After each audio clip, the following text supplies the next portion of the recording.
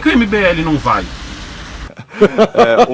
Porque ontem eu recebi uma ligação curiosa de um grande brasileiro que eu conheci em entrevista ao programa Pânico. O nome dele é Tomé Abduch. Além de empreendedor, ele é ativista político e atualmente ele é porta-voz do movimento nas ruas. E aí, de forma muito cortês, ele me questionou: poxa, Coppola, por que você está contra as manifestações de 26 de maio? E aí, na lata, eu já respondi para ele: como assim? Eu não estou contra as manifestações. Você ouviu meu comentário dessa segunda-feira, né, sobre o assunto, e eu falei, inclusive, que o direito de manifestação ele deve ser celebrado, e fiz algumas críticas aí, a meu ver, construtivas, né? Na verdade, foram 3 principais, que, primeiro, é mais fácil você engajar as pessoas com uma pauta única.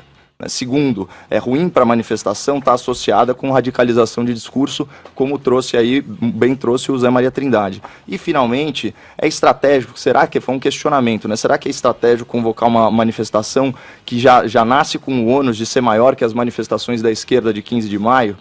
E, bom, justamente por isso, me surpreendeu muito que tanta gente tenha interpretado o meu comentário como uma nota de repúdio às manifestações. E eu confesso, viu, Aros, que é muito chato a gente ser criticado por aquilo que não disse. Agora, o comunicador, ou o suposto comunicador aqui da história, sou eu. É minha obrigação me fazer entender. Então, eu tenho que ter humildade e assumir total responsabilidade por esse mal-entendido. Mas só para deixar bem claro e que fique registrado em alto e bom som, eu sou a favor das manifestações de 26 de maio. E mais, não sou só a favor, como estarei lá como cidadão privado. Mas aí então, obviamente, eu vou oferecer aqui ao ouvinte também algumas respostas aos meus próprios questionamentos. O movimento nas ruas, né, ele está indo às ruas pela MP 870 da reforma ministerial, né, reforma administrativa, algumas pessoas falam assim, pelo pacote anticrime e pela reforma da Previdência. Eu concordo integralmente com essas pautas, o ouvinte sabe disso. E provavelmente a maioria dos espectadores e dos ouvintes da Jovem Pan também. Você quer que o governo volte a ter 29 ministérios e seus respectivos cargos comissionados? Não. Você quer que o COAF saia do comando do ministro Sérgio Moro e perca aí a sua vocação para combate ao crime do colarinho branco? Claro que não. Você quer que o Caixa 2 seja crime tipificado no Código Penal? Sim, evidente que sim. Você quer que os líderes de organização criminosa percam seu direito à progressão de regime, que o Estado possa confiscar os seus bens de origem ilícita e que as penas, né, sejam agravadas quando cometidas por arma de fogo? Sim. Né? Você quer que os políticos e a elite do funcionalismo público tenham as mesmas regras de aposentadoria do cidadão comum? Sim, também. Você quer que o Brasil quebre por causa de um rombo na Previdência? Óbvio que não. Então, assim como eu, se você está alinhado com essas pautas, você já tem motivo para ir para a rua também, me fazer companhia lá na Avenida Paulista. E é como me ensinou ontem o Luiz Felipe de Orleans e Bragança, né, nosso deputado federal. Ele disse o seguinte, abre aspas: essa manifestação é um voto de desconfiança ao Centrão. Então eu me dou por satisfeito, nós temos uma pauta unificadora. É uma manifestação anti-Centrão, que está na contramão de tudo isso que a gente falou. É o pântano político, é o toma lá da cá, que está contra essas medidas de bom senso, que inclusive foram referendadas pela população em outubro de 2018. Você lembra o evento que teve nessa época? Se chama eleição.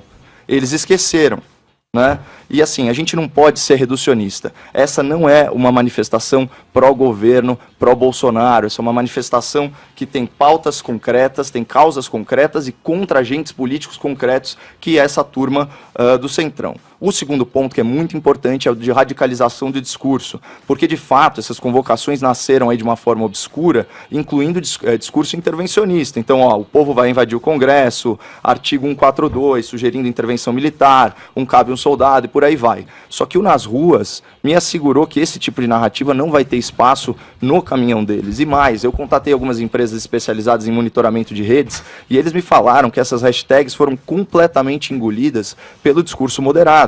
As hashtags que estão prevalecendo agora, elas dizem respeito à data em si, 26 de maio, domingo, esse tipo de coisa. E quem não lembra também daquela minoria de intervencionista no impeachment da Dilma? É um grupo minoritário, não reflete a mentalidade do brasileiro médio. Só que sempre tem a ala radicalizada.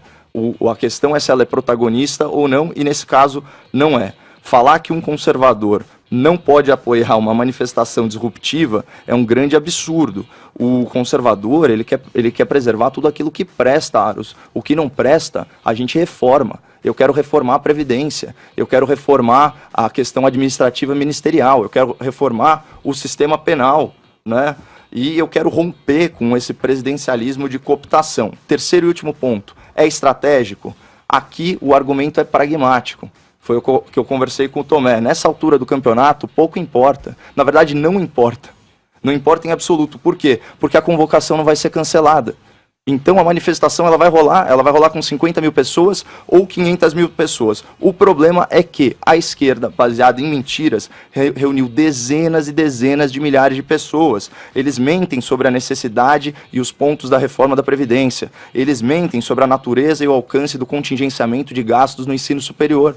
E eles arregimentaram assim uma massa gigantesca de pessoas. Então, se a sociedade civil consciente não se organizar para mostrar repúdio às táticas da oposição e do centrão, que a gente sempre fala aqui, obstrução, desinformação e diversionismo, esse é o primeiro passo para eles assumirem o governo de fato. O Brasil não votou no Rodrigo Maia. Rodrigo Maia não é o nosso presidente. Tá, então esse é o ponto. E finalmente eu queria fazer aí um apelo pessoal a alguns atores políticos. Eu li o final da nota do Partido Novo a esse respeito e diz o seguinte, abre aspas, em manifestações com pautas diversas e sem objetivo claro, o Novo entende que cabe ao cidadão decidir quanto ao apoio e não ao partido como instituição. Ora, a manifestação ela é um fenômeno orgânico, ela é o que nós fazemos dela, como tudo que é simbólico, né? Você vai lembrar das jornadas de junho. Não é só pelos 20 centavos. Nasceu de um jeito, virou outro bicho. Se o Novo não mudar de postura, eu pelo menos estou contando aí com a postura do líder do partido na Câmara, o deputado Marcel Van Hatten, um liberal clássico, deputado mais votado do Rio Grande do Sul, maior líder jovem da política nacional hoje em dia. Eu estou contando com ele para capitanear um movimento de adesão de liberais e de conservadores do Congresso e do ativismo político às manifestações. E nesse mesmo sentido, faço um apelo também ao pessoal do Brasil 200, que está engajado aí na emancipação, na real independência do Brasil até 2022, faço um apelo ao movimento Vem Pra Rua, que foi instrumental, que foi fundamental no impeachment da Dilma Rousseff. A manifestação, nos termos que ela está hoje em dia, ela evoluiu, Aros, ela gourmetizou, ela está gourmetizada em relação ao que era semana passada, né? E tudo indica que vai ser uma celebração da democracia, com discurso republicano, sem vidraça quebrada, isso é fundamental, sem vidraça quebrada. Então, fica o convite aí para o ouvinte da PAN, para que participe também das manifestações, e todos podem contar comigo na Paulista nesse domingo. Por isso que a gente fala que dia 26 é essencial a sua ajuda, tá?